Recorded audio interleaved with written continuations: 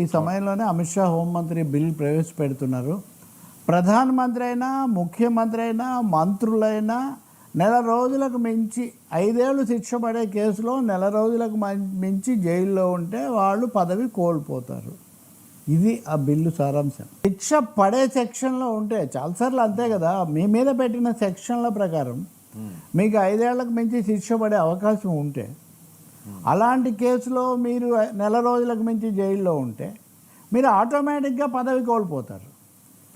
ఇది ఒక విధంగా మెడ మీద కత్తి లాంటిదే ప్రభుత్వాలకు. ఎందుకంటే వ్యూహం అనేది ఒకటి వింటున్నాం మనం.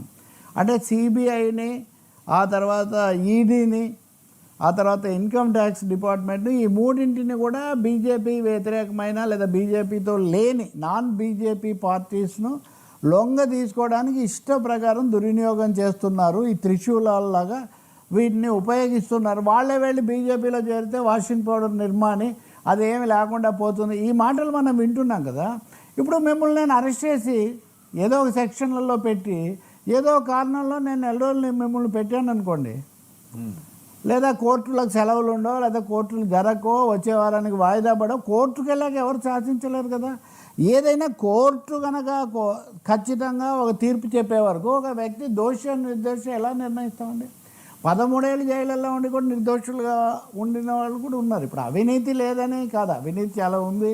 ఈ కార్పొరేట్ అవినీతిని మీరు ప్రోత్సహించినంత వీళ్ళకి. కానీ హఠాత్తుగా ఒక చట్టం తెచ్చి నెల రోజులు నేను ముందే పెద్ద సెక్షన్ పెడతాను, నేను ఏదో ఒక విధంగా నెల రోజుల పాటు బయటికి రాకుండా చూస్తాను, నీ పదవి పోతుందంటే ఇంకా ప్రజాస్వామ్యము, ప్రజల ఎన్నిక అన్నదానికి అసలు విలువ ఏముంది? ఇంత హఠాత్తుగా దీన్ని తేవాల్సిన అవసరం ఏముంది?